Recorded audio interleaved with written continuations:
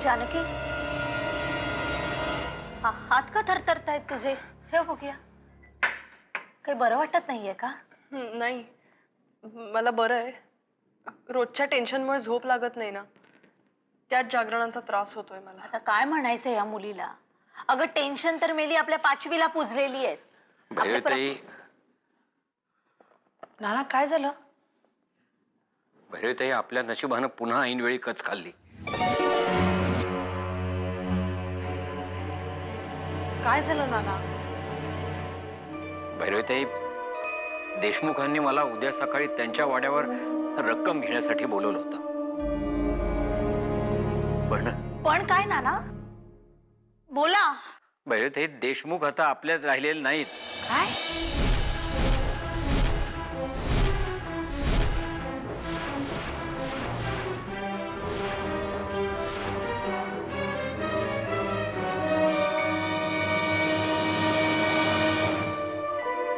हे सगळं असं अचानक कसं काय घडलं? Severe heart attack.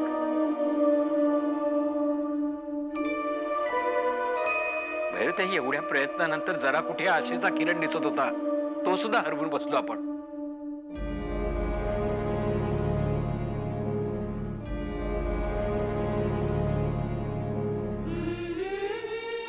मगाशी अंत्यदर्शनासाठी गेलो होतो.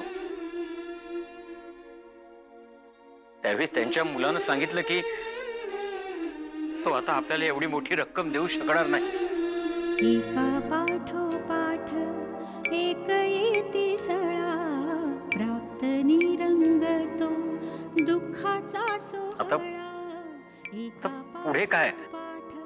आता पुन्हा नव्यानं प्राक्तनी रंगतो नाना, फक्त 2 दिवस राहिलेत लिलावाला. सुखाचे क्षणिक येणे आणि एवढी मोठी रक्कम आपण कुठून गोळा करणार? आता ह्या सगळ्या शक्यता पडताळून पाहण्यापेक्षा लवकरात लवकर सूत्र हलवायला पाहिजेत. चला नाना.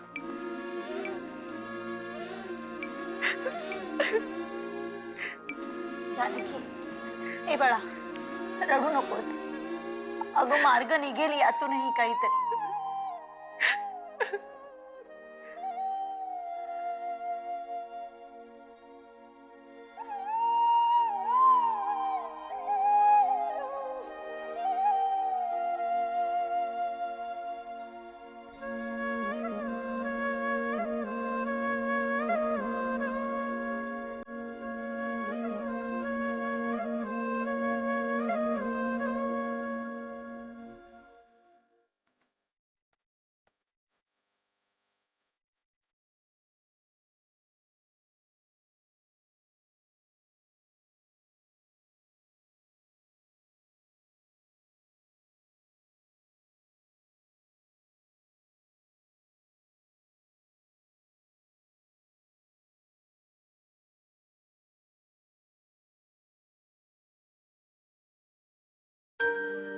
ओ इकडे या.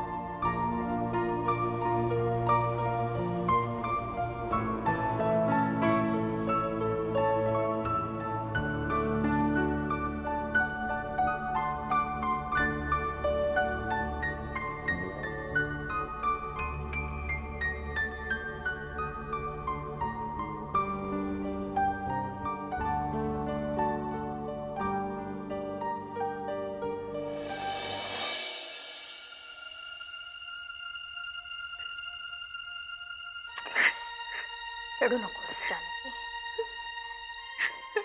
हे बघ, आपल्याला जेवढे जमले तेवढे सगळे प्रयत्न आपण केले ना.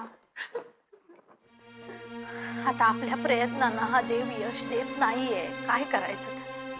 आई, आपल्याला आर्थिक मदत मिळू शकेल अशी काही नावं आम्ही अजून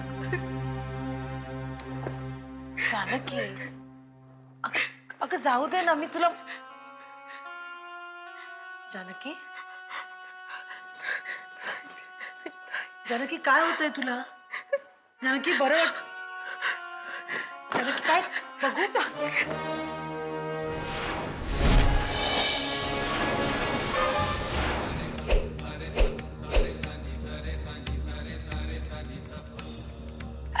अगं काय आहे? अगं हे वळ कसले आहेत? आई आई हे बघा जानकी अगो अगो काय आहे? हे केवढे वळ. नाना नाना डॉक्टरांना फोन करा. जा आधी. नाही नाही आई, डॉक्टरांना नका बोलू, त्याची काही गरज नाहीये. जानकी काय बोलतेस तू आणि कशामुळे झालं सगळे जरा सांगशील की नाही? जानकी ताई काय झालं सांगा तरी लवकर. अगं जानकी काय हे वेड्यासारखं? मी सांगतो ना.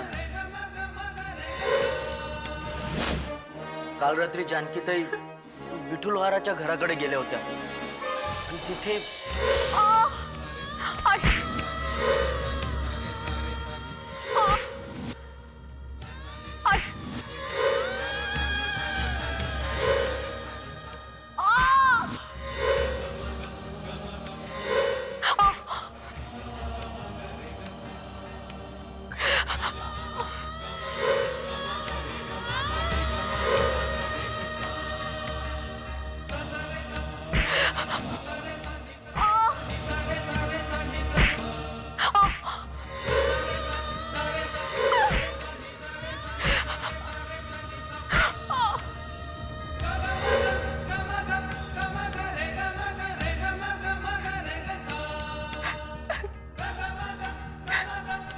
जानकी अगं का केलंस हे? माझ्यामुळेच वाड्यातल्या पुण्याईला पहिली नजर लागली. या वाड्याची वाताहत केली मी. पण जेव्हा हा वाडा दुष्टचक्रातून बाहेर पडेल तेव्हा 100 फटक्यांची शिक्षा करून घेईन मी स्वतःला, असा मी देवीला नवस केला होता. परवा देशमुख साहेबांकडून पैसे मिळणार असल्याचं कळलं. वाटलं आता वाईट दिवस संपले, हा नवस फेडला पाहिजे आता. पण नाही, देवीने अजूनही माझे अपराध माफ नाही केले आणि देशमुख साहेबांचं असं झालं.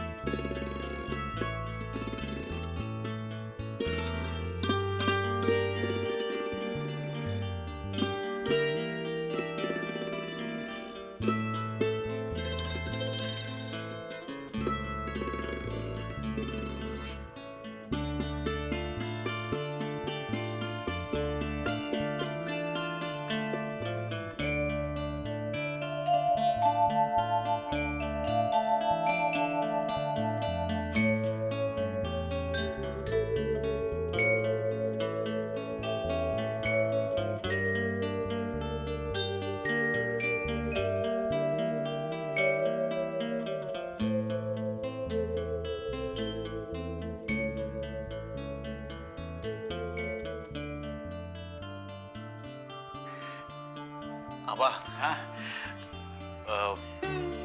तुम्ही एकदा नेहाची खोली बघून या ना. खूप छान सजवली मी ती. खूप खेळणी आणली आहेत आणि एक मस्त पोस्टर आणलंय एका गोड बाळाचं.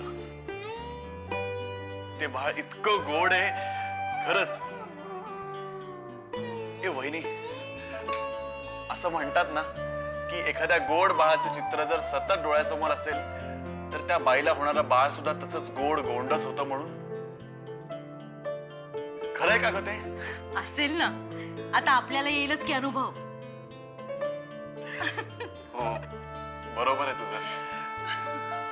आबा, नेहाची रूम खूप मेहनत घेऊन मी चेंज केली आहे. वहिनी मी तुला सांगतो, आमचं बाळ सुद्धा खूप गोड होईल बघ. नक्कीच. आबा, नेहा बाहेर आली ना की तुम्ही आणि वहिनी जाऊन एकदा रूम बघून या. काय? अरे आम्हाला गरज नाही वाटत तिथं जायची. म्हणजे अरे म्हणजे तुझ्या डोळ्यात दिसते ना आम्हाला तू सजवलेली खोली. राजा, खूप प्रेम करतोस ना नेहावर.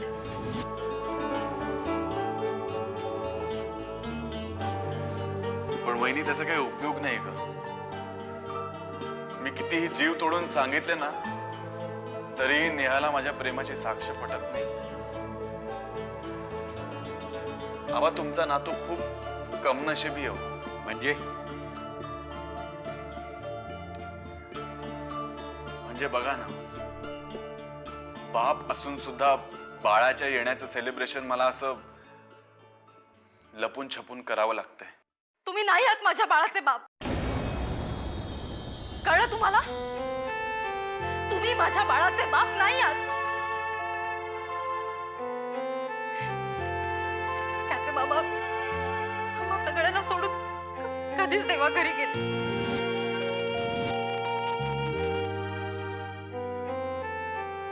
पण त्यांच्या आठवणींवर आणि त्यांच्या पुण्यावर आमचं कसंही निभेल. तुमची सहानुभूती नकोय आम्हाला. काही करू नका आमच्यासाठी. तुमचे उपकार नको आहेत मला. आणि एक गोष्ट लक्षात ठेवा, आमच्यावरती अधिकार गाजवण्याचा प्रयत्नही करू नका तुम्ही.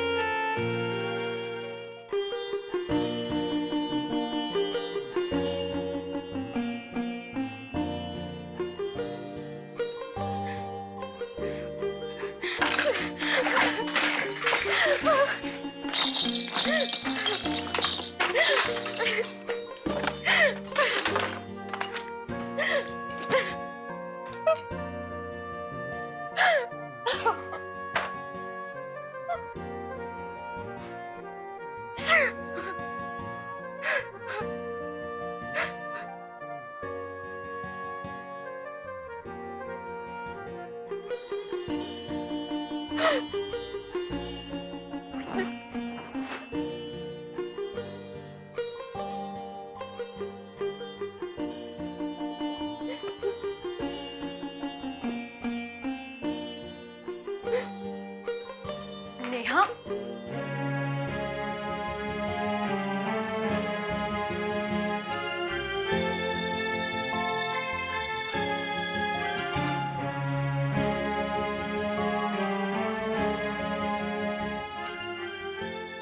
नेहा, नेहा, नेहा, मी काय म्हणते ते ऐक तरी माझं.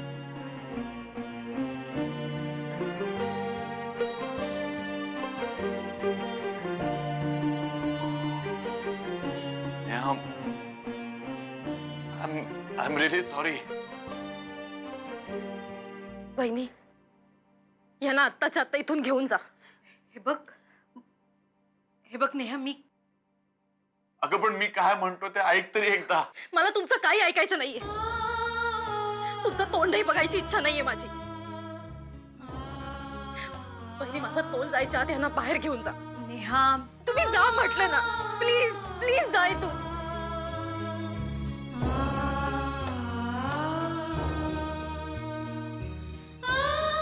अगं पण नेहा तू जरा मला एकटीला राहू दे माझ्या आठवणींसोबत. तुम्ही जा इथून सगळे.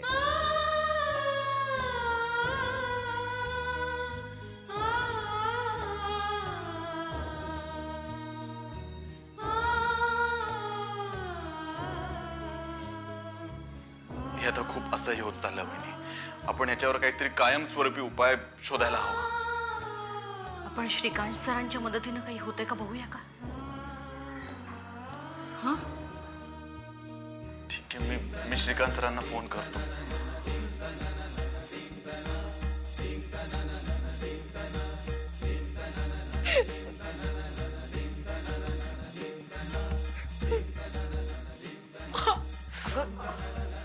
जानकी बस बस बस बस झालं. जानकी मला सांग, तू हे असं सगळं केल्यावर देवाला बरं वाटेल असं वाटलं का तुला? भैरवी ताई, मला फक्त इतकंच कळतंय की वाईट मी वागलीये आणि त्याची शिक्षा तुम्ही सगळे भोगताय. मला काही झालं तरी चालेल, पण तुम्हाला सुखी झालेलं पाहिजेय मला. जानकी अगं, तू जर वेदनेने कळवळत असशील तर आम्ही सगळे सुखी राहू का? ताई, एका गोष्टीची पक्की मनाशी खूणगाठ बांधून घे जानकी. इथे जे काही घडतंय त्याला कोणीही एकटा जबाबदार नाही. यश आलं ते सुद्धा प्रत्येकाने वाटून घ्यायचे आणि अपयश सुद्धा. पण ताई, आपल्याला सारखं अपयशच काय येतंय? का आणि कशामुळे या दोन्ही प्रश्नांची उत्तरं देण्याइतकी मी मोठी नक्कीच नाही. मला इतकंच माहितीये की मी एकतर सहन तरी करू शकते नाहीतर संघर्ष तरी. पण जानकी अगं, यशाची खात्री कोणीच देऊ शकत नाही. आणि आता तर नाहीच नाही. सगळं अगदी कसं व्यवस्थित घडणार होतं, पण अचानक देशमुखांच्या बाबतीत जे घडू नये ते घडले. पण ताई, आता पुढे काय? नानांना मी जिथून जिथून प्रयत्न करायला सांगितले होते तिथून प्रत्येक ठिकाणून नकार घंटा आली. मुळे आता म्हणजे आता किर्लोस्करांचं राज्य खालसा होणार.